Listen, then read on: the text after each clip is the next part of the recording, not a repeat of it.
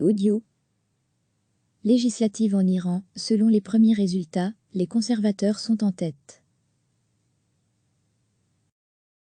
Les conservateurs en Iran sont en tête selon les premiers résultats des élections législatives publiées samedi, une avance favorisée par une probable faible participation consécutive à la disqualification de milliers de candidats.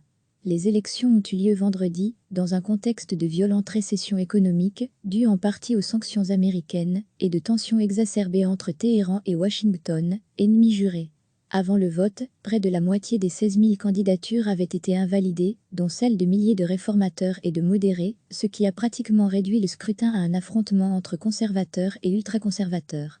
Les observateurs ont prédit une forte abstention, la population étant désillusionnée par les promesses non tenues des hommes politiques et tentant de faire face aux dures conditions de vie.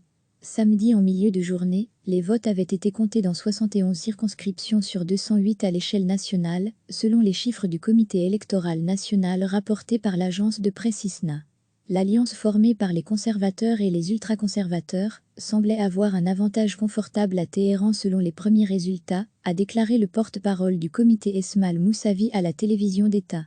Selon M. Moussavi, la plupart des votes sont allés aux 3 premiers noms sur cette liste menée par Mohammad Bagh Ghalibaf, 3 fois candidat malheureux à la présidentielle, ex-chef de la police, membre des gardiens de la révolution - l'armée idéologique de l'Iran - et maire de Téhéran de 2005 à 2017.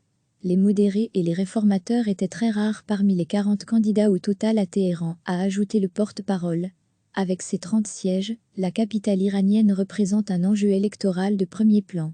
Les résultats définitifs pour Téhéran et d'autres provinces seront annoncés dimanche matin ou plus tard, a ajouté M. Moussavi. Les autorités ont annoncé la fermeture des écoles dans des dizaines de grandes villes pour permettre les opérations de dépouillement. Si ces premiers résultats sont confirmés, cela constituerait un coup dur pour le président modéré Hassan Rouhani, dont la marge de manœuvre sera limitée jusqu'à la fin de son mandat en 2021. Selon des chiffres non officiels publiés par l'agence phare, la coalition conservatrice a remporté 135 des 290 sièges au nouveau Parlement. Les réformateurs en ont gagné 20 et les indépendants 28. L'agence phare a indiqué que 1,9 million de personnes avaient voté à Téhéran sur plus de 9 millions d'électeurs. Plusieurs semblent avoir boycotté les élections dans la capitale.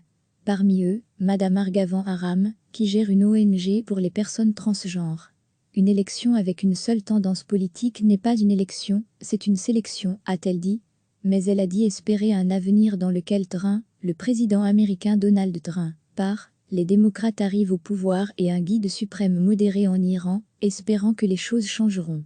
Les élections de vendredi, les 11e depuis la révolution islamique de 1979, ont coïncidé avec l'annonce de nouveaux décès en Iran dus au nouveau coronavirus.